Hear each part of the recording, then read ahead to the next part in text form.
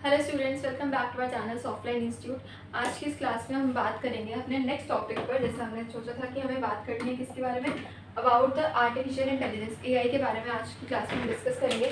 तो यहाँ पर थोड़ा सा हमारे पास इंट्रोडक्शन गिवन है, लाइक व्हाट इज इट, क्या है और क्या नहीं, क्या क्या इसके advantages, disadvantages and drawbacks and pros and cons हैं।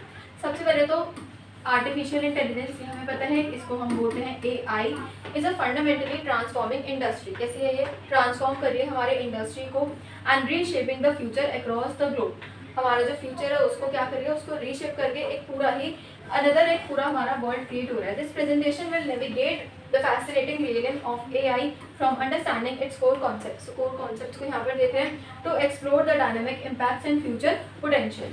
ठीक है, थोड़ा सा हमारे पास इंट्रोडक्शन हमारा गिवन था about AI in our first slide. Now what is the core concept and what are the key abilities? Key abilities क्या है and beyond अगर हम जाएंगे रोबोटिक्स के तो वहाँ पर किस तरीके से वर्क होता है उसको देखते हैं। core concepts पर अगर हम बात करें तो it stimulates, क्या कर रहा है, स्टिमुलेट कर रहा है किसको, किसके इंटेलिजेंस को कर रहा है, ह्यूमन इंटेलिजेंस इन मशीन्स। तो मशीन्स के अंदर हमारे जो ह्यूमन इंटेलिजेंस है उसको ये स्टिमुलेट कर रहा है। अब ये सिर्फ एक सिंपल सा क्या है लिखा है यहाँ पर एआई, बट यहाँ पर ये इसमें क्या है, बहुत सारे ही टूल्स हैं। उन टूल्स को अभी हम पढ़ते हैं आगे। Enabling them to learn, reason and solve the problems. उसको पढ़ रहा है, उसको समझ रहा है और जो हमारे प्रॉब्लम्स हैं उनको क्या कर रहा है, सॉल्व करके हमें दे रहा है। तो किसके अकॉर्डिंगली हो रहा है, ये एआई के थ्रू हो रहा है। और यहाँ पर कुछ हमारे पास इसमें इंपॉर्टेंट टूल्स होते हैं।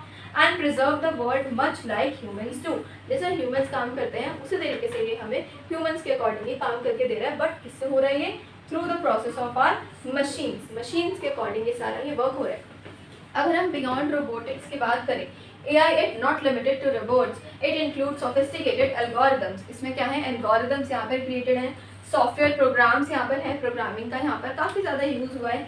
एम्बेडेड सिस्टम्स हैं जो कि हमारे क्या कर रहे हैं, that power countless application in our daily life.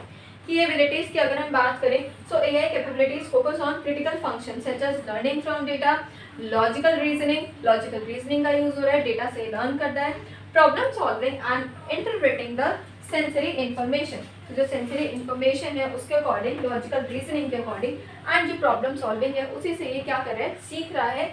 Learning from the data के अकॉर्डिंग ये सीख रहा है और फिर क्रिटिकल फंक्शंस को वहाँ पर हमें सॉल्व करके दे रहा है। सो इसकी कैपेबिलिटी है जिस पर ये फोकस करता है हमेशा। नाउ अ ब्रीफ हिस्ट्री, थोड़ी सी यहाँ पर हमें इसकी हिस्ट्री के बारे में गिवन है कि हिस्ट्री क्या रही है आर्टिफिशियल इंटेलिजेंस की। सबसे पहले तो आ गया 1950s, then 1966, 1997, 2011 and just 2011 and now 2012 के बाद आ गए हम डायरेक्ट 2022 पर। तो यहाँ पर बहुत सारे चेंजेस हुए हैं इन ईयर्स में, हाईलाइटेड करके हमें गिवन है बिकॉज इन ईयर्स में बहुत ज़्यादा चेंजेस आए हैं। कैसे, marked the birth of AI as a formal field initiating the decades of exploration and growth. 1950s में यहाँ पर गिवन है एज एन बर्थ, तो ये हो गया यहाँ पर बर्थ। अगर हम 1966 की बात करें so one of the first natural language processor क्या हो गई यहाँ पे, stimulated the conversation sparkling interest in machines and human interactions. तो ह्यूमन इंटरैक्शंस की वाली जो मशीन है यहाँ पर डेवलप हो गई हमारे ईयर 1966 में। अगर हम 1997 की बात करें तो 97 में जैसे आप आओगे तो यहाँ पर लिखा है शोकेसिंग मशीन्स स्ट्रैटेजिक एबिलिटी। तो जो मशीन्स की जो स्ट्रैटेजिक एबिलिटी है by logical reasoning and by data interpretations, उसके अकॉर्डिंग यहाँ पर 1997 में डेवलपमेंट होनी और स्टार्ट होगी। अगर हम बात करें जो फोर्थ इसकी जनरेशन रही है, जो फोर्थ पर आए हैं हम, वो है 2011। 2011 में क्या हुआ, जो एडवांस थे वो क्या हो गए और डेमोन्स्ट्रेट हो गए। नेचुरल लैंग्वेज प्रोसेसिंग, जो इसका नेचुरल लैंग्वेज प्रोसेसिंग वाला कॉन्सेप्ट है और भी ज़्यादा डेवलप हुआ on a competitive stage. Competitive stage पर हमारे जो एआई है उसकी और ज़्यादा डेवलपमेंट हुई। कौन सी ईयर में, 2011। Next is 2012। इन 2012 में आ गए हम डीप लर्निंग पर, ImageNet breakthroughs, advanced powering and modern AI applications. अब 2012 के बाद 2012 के बियॉन्ड हमारे पास आगे बहुत ही ज़्यादा अच्छे वाले टूल्स जो कि एआई टूल्स के नेम से हम जिनको जानते हैं। तो एआई टूल्स हमारे डेवलप होना स्टार्ट हो गए, उन पर जो वर्किंग है वो सारी हमारे यहाँ पर स्टार्ट हो चुकी है। और अगर हम बात करें 2012 की तो जनरेटिव एआई हमारे पास यहाँ पर आ गया। Stable diffusion enable AI generative image from text prompts. तो यहाँ पर 2012 में हमारे पास टेक्स्ट प्रॉम्प्ट्स आने लगे कि हम टेक्स्ट प्रॉम्प्ट देते हैं और इमेजेस हमारी जनरेट हो जाती हैं। एक्सपेंडेड क्रिएटिंग पोटेंशियल, तो क्रिएटिव पोटेंशियल्स को हम क्या करें यहाँ पर और भी ज़्यादा एक्सपेंड कर रहे हैं, ठीक है। सो this is all about the brief history of artificial intelligence. Artificial intelligence in action, real world applications की अगर हम बात करें तो यहाँ पर लिखा है health care, finance, transportation and retail and manufacturing. तो अगर हम बात कर रहे हैं अभी यहाँ पर एआई इन एक्शन की अगर आप बात करो तो यहाँ पर रियल वर्ल्ड एप्लीकेशंस पर हम आ रहे हैं। तो रियल वर्ल्ड एप्लीकेशंस में एआई का यूज़ कब होने लगा, तो फर्स्ट हमारी जो इंडस्ट्री है वो थी हमारी हेल्थ केयर की इंडस्ट्री। हेल्थ केयर पर आएंगे तो एआई क्या कर रहा है, एक्सेलरेट कर रहा है किसको, डायग्नोसिस को बाय 30%। तो हेल्थ केयर में कितना रोल आ गया हमारा, 30%। Facilitates cutting edges drug discoveries and support the personalised medicine, revolutionising the patients care. Finance की अगर हम बात करें तो एआई ने बूस्ट कर दिया किसको, fraud detection accuracy by 40%। Finance में आ गया 40% role, improving the financial security and enabling the smarter risk management across the institutions. Transportations पर आएंगे तो self driving technology aim to reduce the accidents by 90%, paving the way for safer and more efficient travel the worldwide. Retail and manufacturing पर आएंगे तो क्या हो गया, यहाँ पर 15%, यहाँ पर 20% शेयर हमारा हो गया किसका, एआई का, कहाँ पर, रियल वर्ल्ड एप्लीकेशंस के अंदर। AI risk and mitigation strategies पर अगर हम बात करेंगे तो बायस, जॉब डिस्प्लेसमेंट यहाँ पे हमें गिवन है, सिक्योरिटी थ्रेट्स एंड मिटिगेशन हमें यहाँ पर गिवन है। तो बायस पर अगर हम बात करेंगे यहाँ पे तो क्या लिखा है, AI can perpetuate the societal biases if trained on unrepresentative data. Diverse data sets are crucial to the fairness. Job displacement की अगर आप बात करोगे तो automation threatens up to 40% of global job, necessitating robust and retaining and workforce adaptation strategies. Security threats, AI-powered cyber attacks and surging by 200% annually, highlighting the need for advanced enhanced AI security measure. तो security threats में तो काफ़ी ज़्यादा use होने लग गया हमारे AI applications and AI tools का। मिटिगेशन, एथिकल गाइडलाइंस का फिर यहाँ पर हमारे पास आने लग गया like cyber security. Cyber security क्या होता है, इसके अकॉर्डिंग इसके बारे में भी हमने वीडियो अपने प्रीवियस लेक्चर्स में कवर किया है, तो आप साइबर सिक्योरिटी वाली वीडियो भी ज़रूर वॉच करिए। एथिकल कंसिडरेशंस पर आएंगे तो ट्रांसपेरेंसी आ गई, explainable AI builds trust by clarifying how AI system reach decisions and enabling accountability and privacy पर आएंगे तो determining the responsibility for AI errors is vital while respecting user data rights, protect privacy and fosters the confidence. तो accountability and privacy की यहाँ पर बात हो रही है, तो इसमें भी हमारा कितना शेयर आ रहा है AI tools का, अगर आप बात करोगे तो 75 to 80%। फेयरनेस एंड रेगुलेशंस पर आते हैं कि कितना फेयर है और कितना अनफेयर है।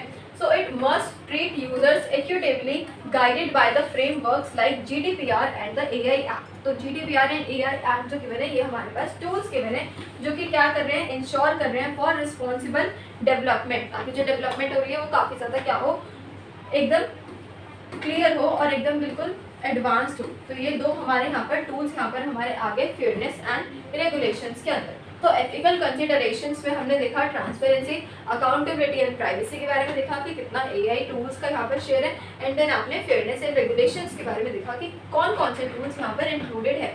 फ्यूचर ट्रेंड्स की अगर हम बात करें तो फ्यूचर में कौन कौन से ट्रेंड्स और कौन कौन से टूल्स यहाँ पर और डेवलप होने वाले हैं उसके बारे में देखते हैं। So generative AI transforming the content creation, जो हमारा कंटेंट क्रिएशन का जो प्रोसेस है उसको क्या कर रहा है, ट्रांसफॉर्म कर रहा है with the help of AI tools.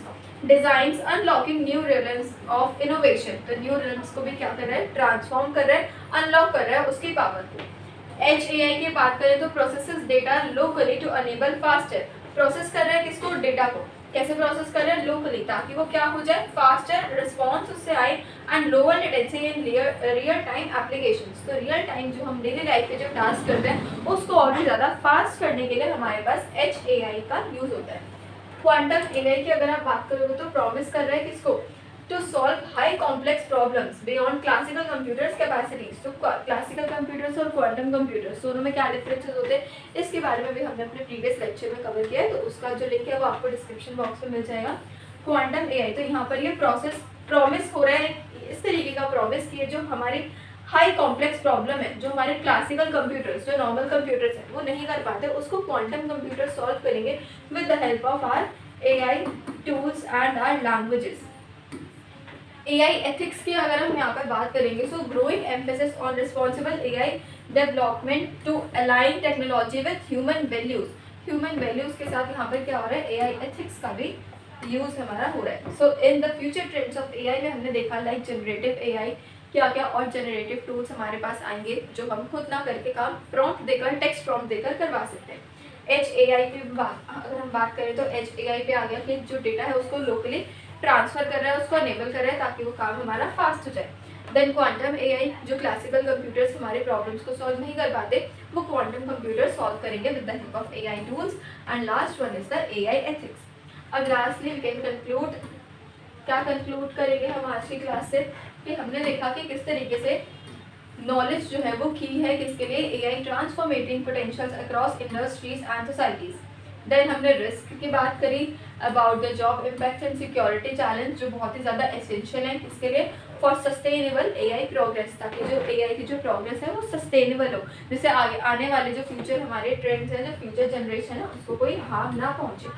Protecting ethics पर आएंगे तो trustworthy AI requires transparency, transparency होनी चाहिए, फेयरनेस होनी चाहिए, and regulatory framework to protect all the stakeholders. And last one is responsibility and help shape a future where technology benefits everyone. यहाँ पर जो टेक्नोलॉजी है वो सभी को क्या करिए, हेल्प करिए. So this is all about our today's class. जिसमें हमने जाना about the future of AI, ethical components से किस तरीके से और ज़्यादा हमारे पास फ्यूचर में AI टूल्स का यूज़ होने वाला है और उसको किस तरीके से हम यूज़ करेंगे with our quantum computers. So आज की क्लास में इतना ही. Thank you so much for watching.